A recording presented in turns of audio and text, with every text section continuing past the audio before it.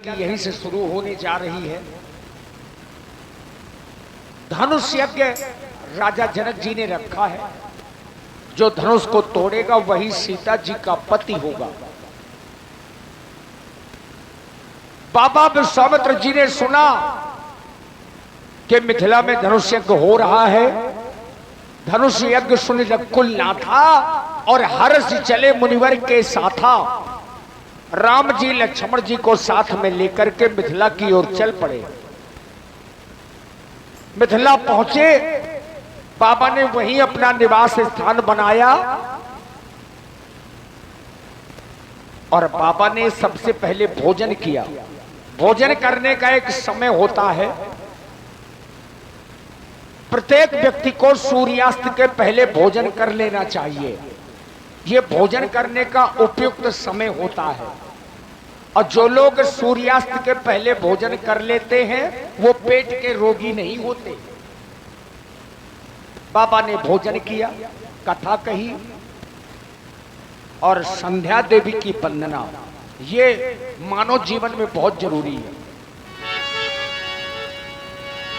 आसे जगी है, प्यासे लगी है, बरसा है पानी, शुरू हो रही है राम कहानी।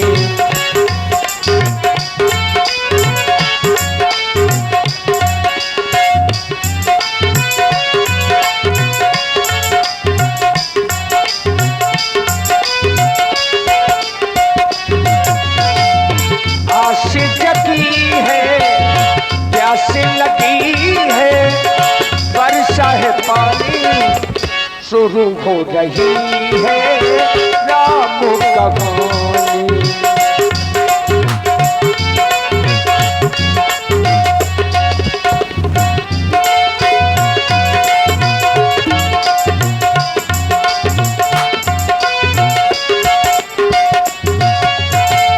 करी भोजन मुनि वर विज्ञानी, लगे ये कहन कछु कथा पुरानी। विगत दिवस गुरु आयस पाई, संध्या कर लो चले दो भाई। आस जगी है, प्यास लगी है, वर्षा है पानी, शुरू हो रही है संध्या सुहानी। शुरू हो रही है संध्या सुहानी, शुरू हो रही है संध्या सुहानी। धर्म की धुरी को धारण करने वाले धर्मात्मा राम व स्वामित्र लक्ष्मण, आज मैं तुमको तुम्हारे ही वंश से संबंधित एक कथा सुनाने जा रहा हूं। तुम दोनों बंधु ध्यान पूर्वक सुनो। राम, तुम्हारे वंश में एक राजा हुए जिनका नाम था युनार। लेकिन उनको कोई संतान नहीं थी। संतान न होने के कारण वे अत्यंत दुखी थे। वे एक बार अपने गुरु वशिष्ठ जी के पास पहुंचे और संतान न होने का सारा वृत्तांत सुनाया। तो वशिष्ठ जी ने श्रृंग ऋषि को बुलवाया और पुत्रेष्टि यज्ञ करवाया। लेकिन उस यज्ञ का एक नियम था कि जब तक यज्ञ पूर्ण नहीं हो जाता, राजा और रानी को यज्ञ स्थल पर ही शयन करना होगा। एक रात राजा को बहुत जोर से प्यास लगी। उसने पानी को इधर उधर देखा पर उसको पानी कहीं दिखाई नहीं दिया। जैसे ही राजा की नजर पास ही में रखा एक घड़े पर पहुंची तो उसमें कुछ पानी था। राजा ने उस घड़े का पानी पी लिया। जैसे ही राजा ने उस घड़े का पानी पिया तो उसका पेट बढ़ने लगा। तब वहां पर ब्रह्मा जी उपस्थित हुए और वट वृक्ष के पत्ते की नोक से उस राजा का पेट चीरा गया और पुत्र को बाहर निकाला गया।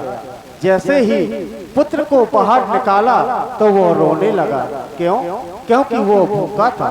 तब वहां पर इंद्र मां बना और उसने अपने बाएं हाथ के अंगूठे से उसको दूध पिलाया, इसलिए उसका नाम पड़ा मानधाता।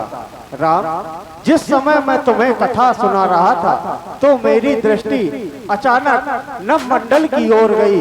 देखता क्या हूँ कि भगवान भास्कर अस्ताचल की ओर जा रहे हैं, यानी दिन का गमन और रात्रि का आगमन हो रहा है। इसलिए इस शुभ अवसर पर हम सबको संध्या वंदन करनी चाहिए। इसलिए मेरा आदेश है, तुम दोनों बंधु जाओ और संध्या वंदन करो।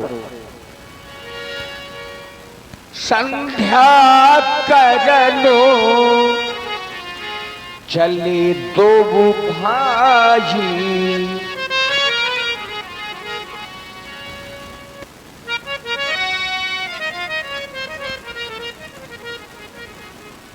बड़ा सुंदर समय है। ऐसे सुंदर समय में आज आदेश मिला गुरु भगवान का संध्या करने के लिए, तो क्या हम इसके पहले संध्या वंदना नहीं किया करते थे? आज अपने गुरुदेव भगवान के द्वारा वह पुरानी कथा सुनाई गई। हम दोनों भाई उस कथा में इतने मग्न हो गए, इतने लीन हो गए कि हमें अपनी संध्या वंदना का ध्यान ही न रहा। तब आदेश मिला, अविगत दिवस गुरु आयुष पाई, संध्या करन चले दो भाई। देख रहे हो लक्ष्मण,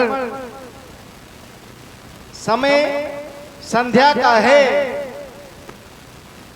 मां संध्या देवी भी आज मंद मंद गति से चली आ रही हैं।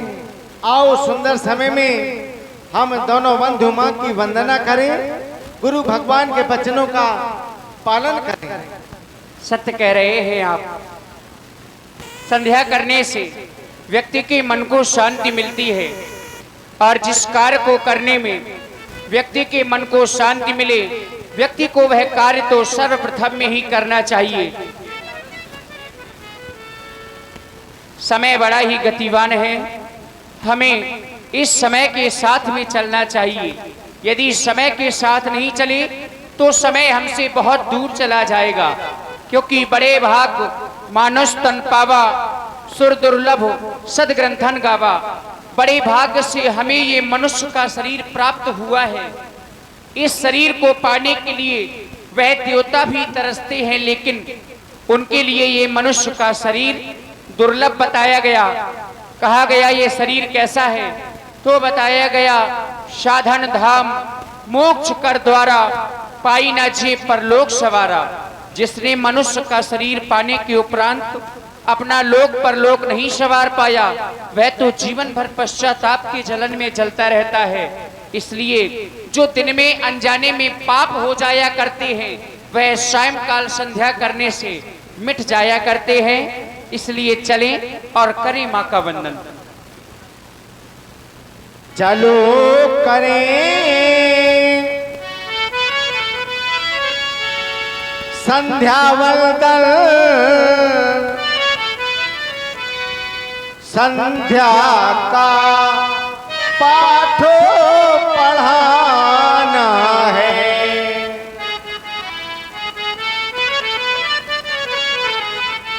जो छिपे हुए, जो छिपे हुए, जो छिपे हुए इन अंधकारों में, उन सबको आज जगाना है। और इन्हें जगाना क्यों? भैया हो चुका, भैया हो चुका देव पूजन,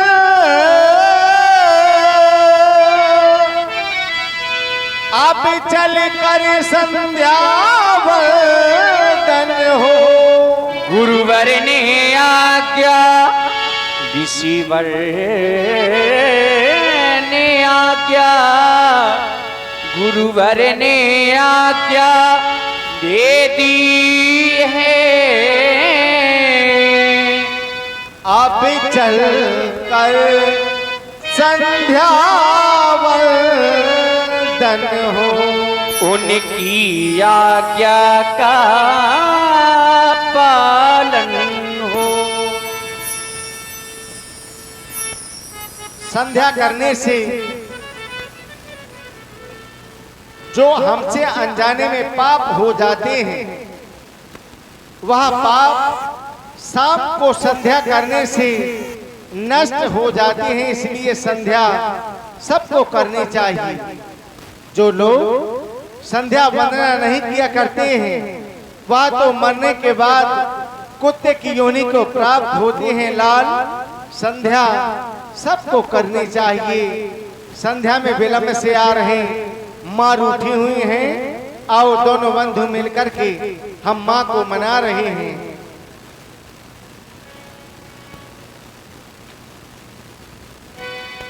लेके आए